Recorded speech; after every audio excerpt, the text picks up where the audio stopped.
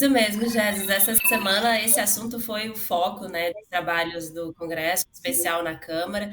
Não é de hoje que os três poderes andam disputando, né, espaço aí, liderança nas decisões importantes do país. E, de fato, essa semana a Câmara ficou imbuída aí de avançar com quatro propostas que já estavam sendo analisadas desde antes das eleições, mas que de fato só vieram a voto ontem, né? Inclusive, haveria possibilidade de sessão no plenário da Câmara, mas o que a gente ouviu no bastidor é que essa sessão não ocorreu exatamente para que a Comissão de Justiça pudesse finalizar a deliberação dessas propostas. E foram quatro matérias bem relevantes aí que, como você disse, vão impactar em muito, né, caso aprovadas, no dia a dia ali do Supremo e do Judiciário como um todo. Então, a primeira delas foi a PEC 8 de 2021, que é uma proposta de emenda à Constituição que visa limitar as possibilidades de decisões monocráticas por ministros do Supremo, em especial aquelas que dizem respeito a eficácias de lei, né? Então, proibindo decisão de um magistrado só para suspender a eficácia de lei.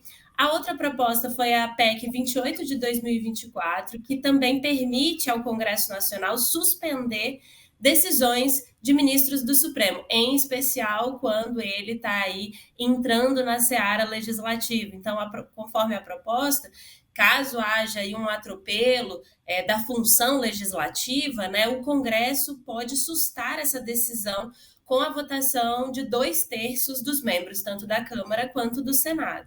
Aí, entrando nas propostas de lei, né, a gente teve a aprovação do PL 4754 de 2016.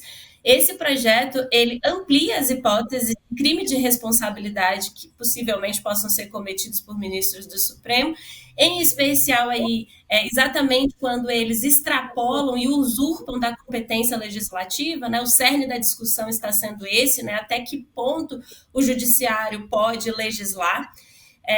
A outra proposta foi o PL 658 de 2022, que estabelece um prazo para a decisão do presidente da mesa do Senado receber ou arquivar qualquer pedido de impeachment de ministro do Supremo. A gente até conversou na semana passada rapidamente, né, sobre o fato do senador Pacheco, presidente do Senado, nem ter recebido e nem ter arquivado a proposta, a denúncia de pedido de impeachment, né, do ministro Alexandre de Moraes, e esse projeto visa exatamente dar um prazo para que isso seja feito. Essas propostas tiveram uma votação tranquila, né? Foram mais de 35 votos em todas elas. As propostas de emendas constitucionais vão seguir para uma comissão especial, porque esse é o trâmite legislativo, e os projetos de lei vão seguir agora para o plenário da Câmara dos Deputados. Alessandra, sua análise.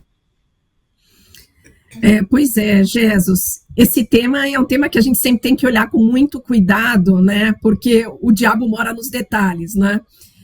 De fato, acho que faz sentido uma discussão de decisões, ainda mais decisões muito sensíveis, de serem feitas pelo colegiado e não, né, a gente deixar a decisão na mão de um ministro. Acho que isso tudo contribui para o fortalecimento do poder judiciário e sua credibilidade perante o resto da sociedade, inclusive. Mas, por exemplo, quando a gente discute, né, o que é abuso, onde o judiciário está extrapolando, está entrando numa parte legislativa, aí a gente sempre tem uma questão muito grande que a gente pode entrar numa zona aqui muito cinzenta. E o risco agora, o risco agora é a gente ter o poder, né, legislativo tentando ocupar um espaço muito grande, infragenciário.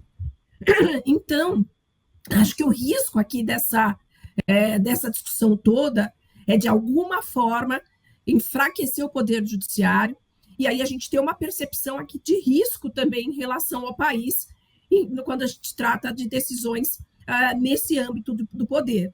A gente vê, obviamente, é uma discussão muito diferente do que está acontecendo no México, envolvendo também o poder judiciário, mas como isso já está afetando muito negativamente as perspectivas dos agentes, principalmente em relação a ambiente jurídico, né? A segurança jurídica importante para investimentos, inclusive no país.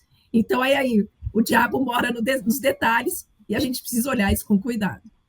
Carolina, é o Congresso Nacional tentando evitar que uma determinada proposta ou projeto aprovado no Congresso, quando chegar no Supremo Tribunal Federal, sofra ali um corte parcial ou total, perca ali uma lei, perca a sua eficácia totalmente, seja suspensa, enfim, muito mais na suspensão, porque quando a gente fala de decisão monocrática é mais a suspensão e depois, quando a lei é em definitivo derrubada, é mais ali o plenário do Supremo. Só que isso está sendo feito por meio de uma lei que também pode ser questionada no Supremo, ou seja, essa tentativa de delimitar ou reduzir os poderes do Supremo Tribunal Federal pode ser barrada pelos próprios ministros do Supremo Tribunal Federal?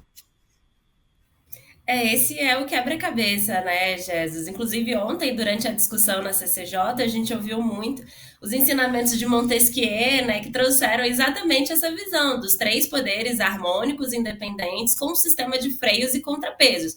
Exatamente para que, caso haja algum atropelo por parte de um dos poderes, o outro tenha um antídoto, digamos assim, para esse atropelo. E, de fato, essa está sendo a discussão. Já aconteceu, por exemplo, quando o Congresso deliberou sobre porte de drogas, marco temporal de terras indígenas, deliberou e o Supremo decidiu de forma diferente. Então, essa está sendo exatamente a discussão, e o fato é, Jesus, que a gente precisa entender o cenário onde essa discussão está ocorrendo, né? A gente está, desde antes das eleições, conversando sobre as emendas parlamentares impositivas ao orçamento. Essa discussão recheou a pauta da Comissão de Justiça da Câmara desde o momento em que o ministro Flávio Dino suspendeu a possibilidade do pagamento das chamadas emendas PIX. Então, é esse o pano de fundo da discussão. Tem previsão de hoje ter mais uma rodada de discussão entre os três poderes para determinar como que vai ser cumprido o acordo que eles chegaram naquela primeira reunião que eles fizeram, como esse acordo vai ser cumprido. Então, essa discussão ontem na Câmara, ela passa um recado para essa reunião que pode acontecer hoje entre os chefes dos três poderes. Então, nada mais é do que, de fato, uma disputa aí por espaço, por protagonismo, por poder, de uma forma geral. Alessandra. Pois é, Jesus, eu acho que a Carol agora ela resumiu bem nesse final. A gente tem uma disputa por poder, é por espaço mesmo. E se a gente tiver o predomínio de um poder em detrimento do outro, né, isso gera, sim, uma percepção, né, de maior fraqueza de algumas das nossas instituições, né? E quando a gente trata de poder judiciário, é isso, né? Influencia todo. É quando a gente trata especialmente da visão em relação ao país, a segurança jurídica, a segurança de contratos, a tudo que envolve, pode ter, sim, um enfraquecimento dessa avaliação em relação ao poder dessa instituição. Então, nessa disputa de poder, a gente pode ter aqui uma balança não tão equilibrada e ser ruim de forma geral para a avaliação, acho que do país de forma geral e das nossas instituições equilibradas e fortes. Perfeito. E, Carolina, eu quero que você faça uma análise, um raio-x da CCJ na Câmara. Por que passou pela CCJ em específico? A gente sabe que a CCJ tem essa função do juízo de admissibilidade, saber se um determinado projeto está de acordo com a Constituição ou não. Mas ali foi uma discussão não tão técnica e muito mais política, né?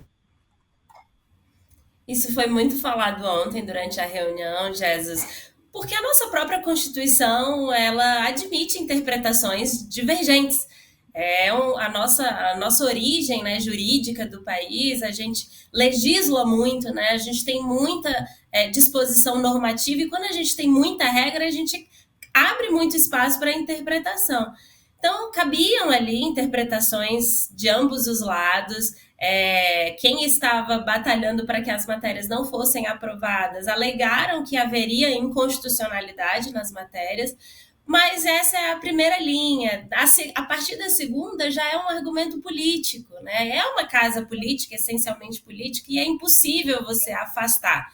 ainda que da análise jurídica constitucional, e inclusive a maioria dos deputados da comissão são juristas, são advogados, mas é impossível você afastar a ideologia política, o posicionamento político e o que cada um ali almeja, né, no seu mandato, na sua bancada. Então, na essência, por ser uma casa política, é uma decisão política também.